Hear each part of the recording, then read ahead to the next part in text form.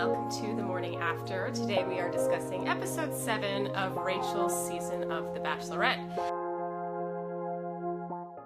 That was it felt like a pretty serious episode for me. I guess maybe in the wake of a Viking group date kind of episode. I don't know, it was definitely, there were a lot of tears shed.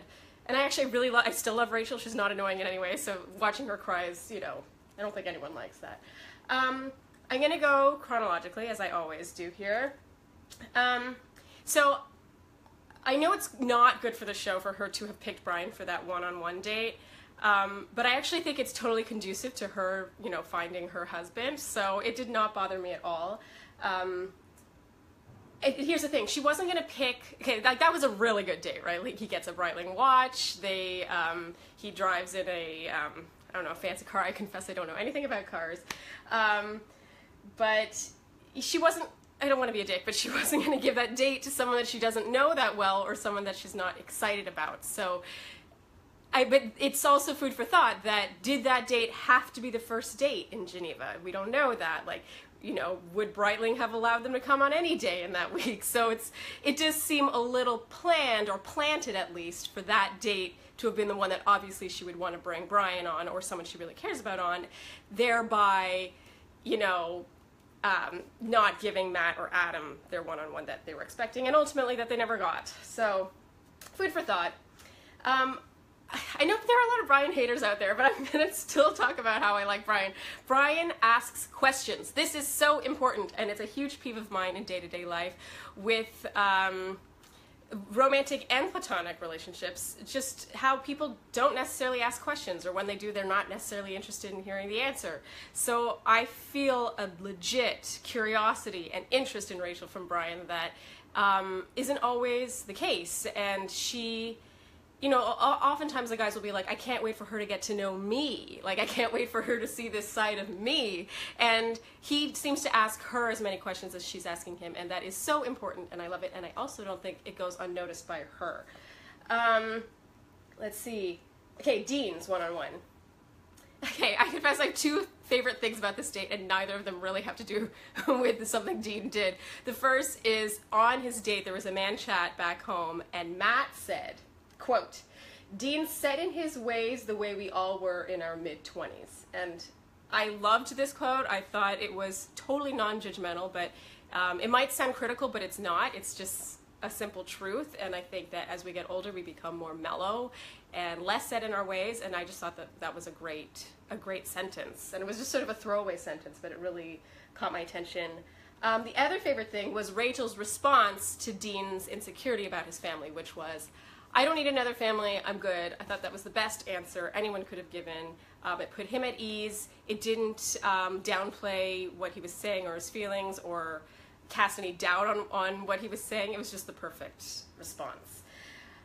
Okay, there's a lot to talk about in this episode.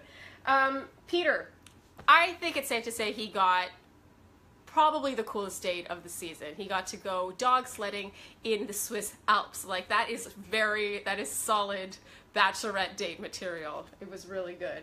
Very cool. And I liked his honesty on this date about contemplating leaving. I think it takes guts to say that, because, it can maybe make the Bachelorette or Bachelor think that you're not taking this as seriously as you should be, or you're not as invested as you should be.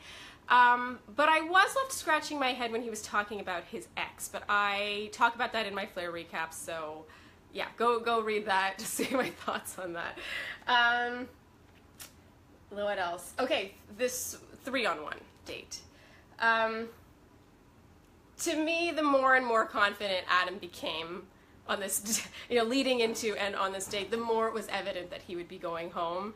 I definitely think there's a tradition of like building someone up and showing how confident they are, and then just to have the rug pulled out from under them, and that definitely happened. I also talk about this in my Flair recap, so I won't go on about that. And of course, ultimately, of course, she was going to take Eric. Like, it's, I just don't think the one-on-one time, the time spent together on a one-on-one date cannot be underestimated. She knows Eric way better than either Adam or Matt, and sure, we got a feeling on this group group date that, you know, she knew both of them better than we could have known because they've gotten no airtime. But at the end of the day, she has spent an entire day with Eric and not with either of those two guys. Like, she just knows him way better, and it was obvious that she knows him way better. And frankly, if she did want to get to know Matt or Adam better, she would have given them one-on-one dates by now, or at least in this week. So yes, of course. Okay, so I will get to questions now. And thank you for submitting questions. I love questions. I love, like, you know, going back and forth with you guys. So, okay, at Lola Hensley asked, what do you think of Adam's inflated confidence? Do I give him props for it, or was I rolling my eyes at his delusion? You know, I fought the eye rolling because I did have that sensation, because it was sort of like, how can you be this confident with so little encouragement or validation? But I do feel like that is obviously a defense mechanism, and he, you know, it's sort of like, if you know, he's sort of aiming high and hopes to reach it. I do think that is partly a producer thing. I talk about that in my recap. I don't think it's all him. Let's see. So Ishani, I hope I'm saying that right, asked, has there ever been a hometown where the fam isn't picture perfect? I think that showing a hometown with a dysfunctional family could be important and groundbreaking for the series. And yes, this was sparked by Dean. I agree. I think a lot of the families we see on the show are usually like the most, you know, the thing that traumatizes someone on the show, or like their family is so, you know, destroyed, is divorce. And I'm not downplaying divorce, you know, wreaking havoc on a family, but it can get a lot more upsetting than that. Like in Dean's case, how his mother passed away when he was 15, and his whole family, you know, changed after that. I think that it is important, and it is groundbreaking, and I can't recall us seeing something like that before. Usually it is, oh, my parents are divorced and they don't get along, that kind of thing. And feel free to disagree with me. I could be wrong about this, but I think you're right. Laura asks, what do you think about the guys who fall back on the "she made a huge mistake, I don't want her to regret this" comments, like Josiah and Adam, instead of just being classy and acknowledging that it wasn't a match and / Rachel didn't like them?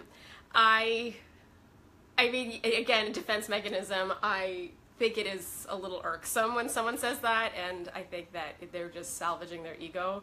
And of course, I always wish they were a little classier in that moment, like just, you know, just simply with your head held high, and the more defensive you are about it, the more, you know, low self-esteem you actually seem, ironically.